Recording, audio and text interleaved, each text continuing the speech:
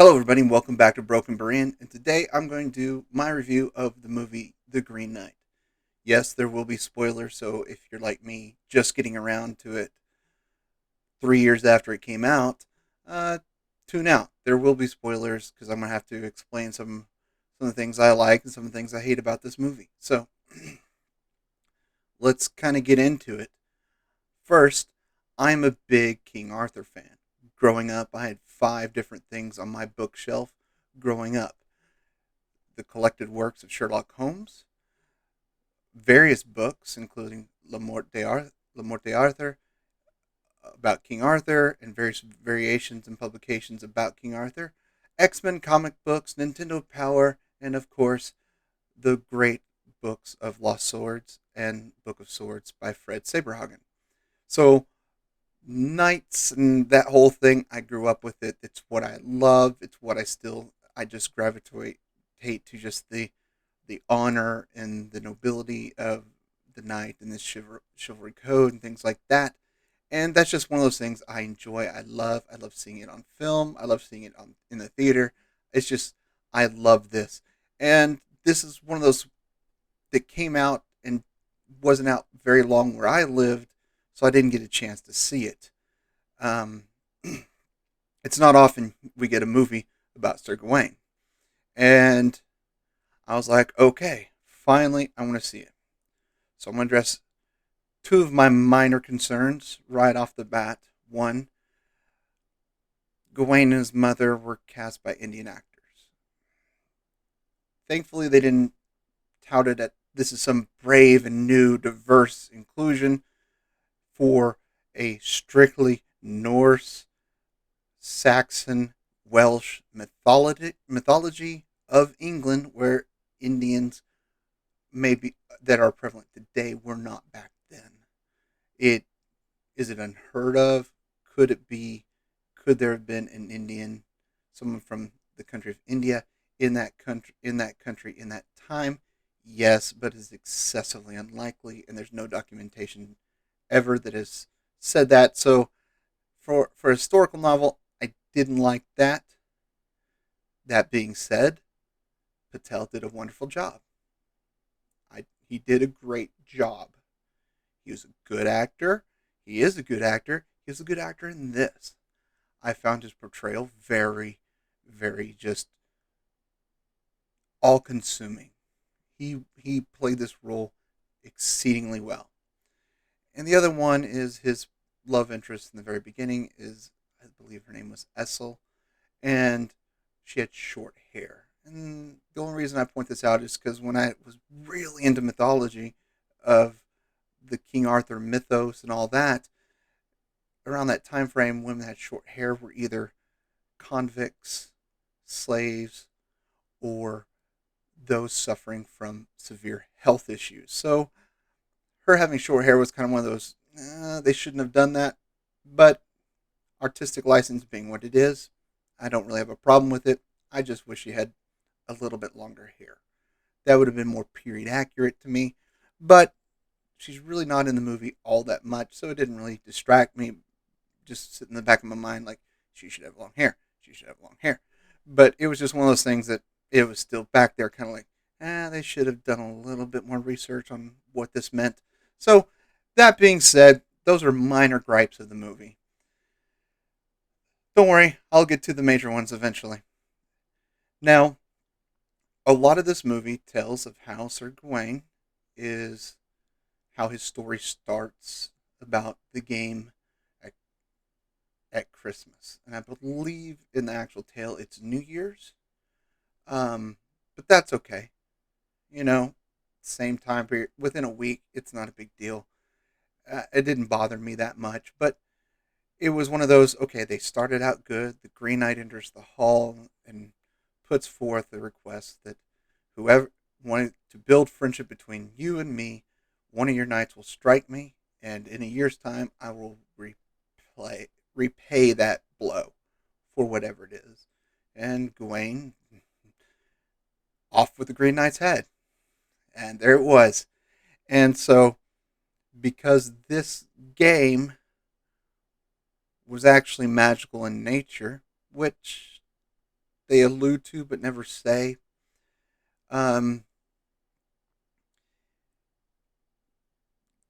he just picks up his head and rides off, and he's like, "I'll see you in a year." And there's a lot of the travel from Camelot to the Green Chapel is open to me widely for whatever stories, trials, just any kind of struggle or any type of incident that happens purely artistic. I'm okay with it as long as it falls within the realm of, you know, the King Arthur mythos. Like I've been upset if like aliens showed up or something. That would have been really upsetting. But I mean, they did a really good job. Everyone in there did a good job. Um, there is the question of the sash, and actually, it's a green sash. Even in the original uh, lyric, I believe it was described as green, but he had a sash that he received early on, was stolen, and returned back to him later by someone else. And that's not really how it happened, but okay, once again, some artistic license. I'm not going to get hung up on it. Where everything kind of goes wonky is near the end. But before then, there is a struggle between Gawain and some bandits. And it foreshadows what will happen in the end or helps make sense of it. Basically, he is tied up and left for dead. And that's horrible, but in the movie, goes through in his head that he dies there. That's it. He lays there, he dies there, he turns to a skeleton with his chainmail and clothing still on him, but then awakens and continues to free himself and continue his journey. The only thing I didn't like about this sequence is it didn't have any visual distinction between what was really happening and what he was imagining in his head.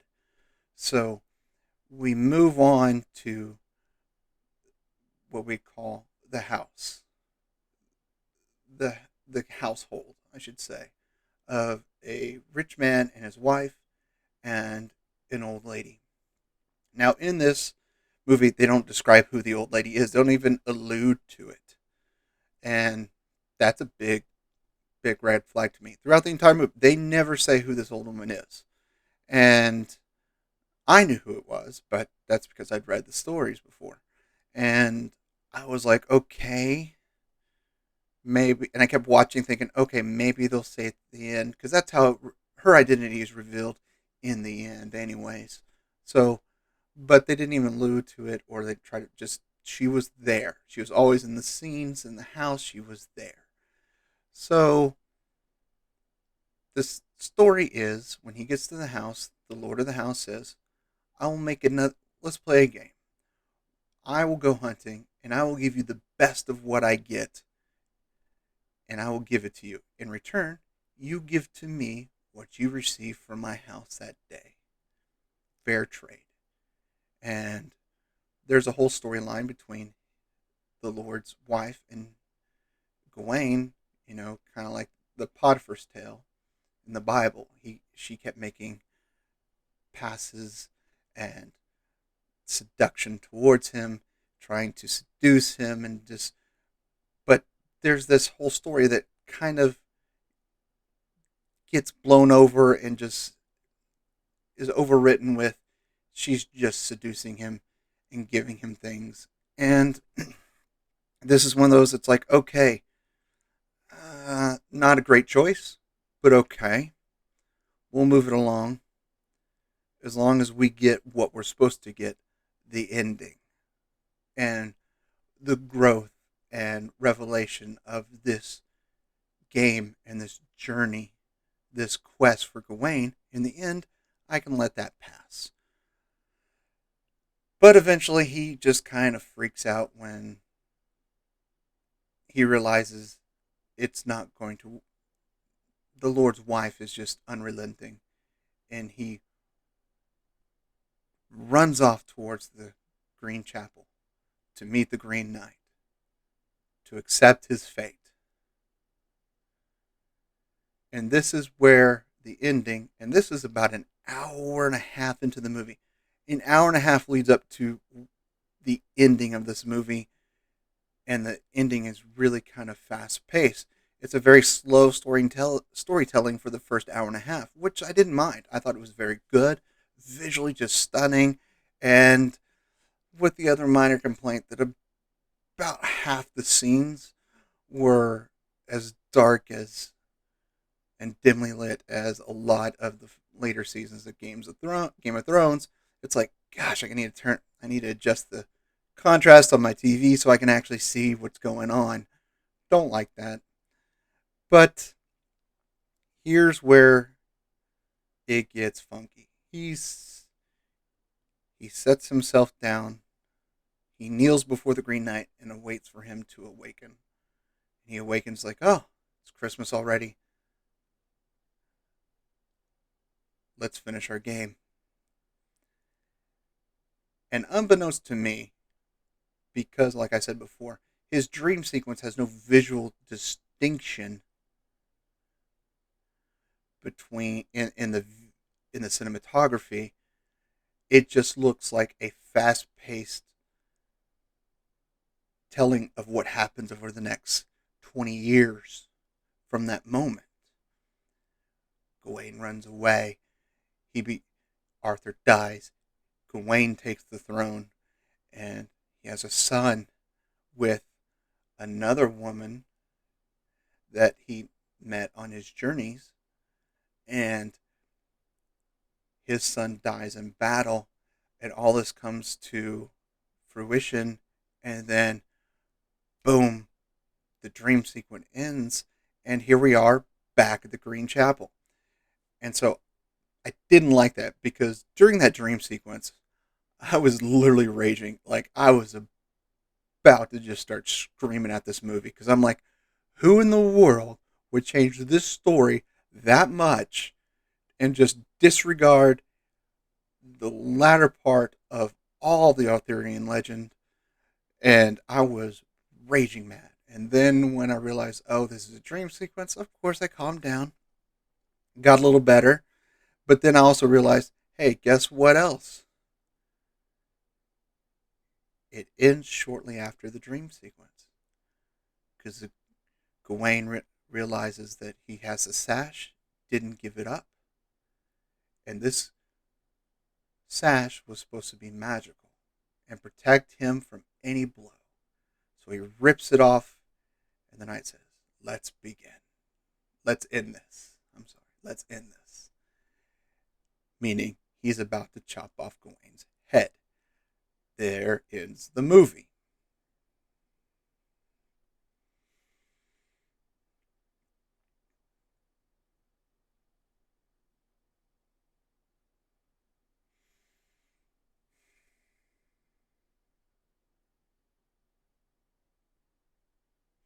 Seriously. They ruined the story of Sir Gawain. Because in the tales, what happens is this. Gawain submits himself for his reciprocating blow, and the Green Knight brings up his axe, brings it down on his neck, and barely scratches his neck, and says, we are finished.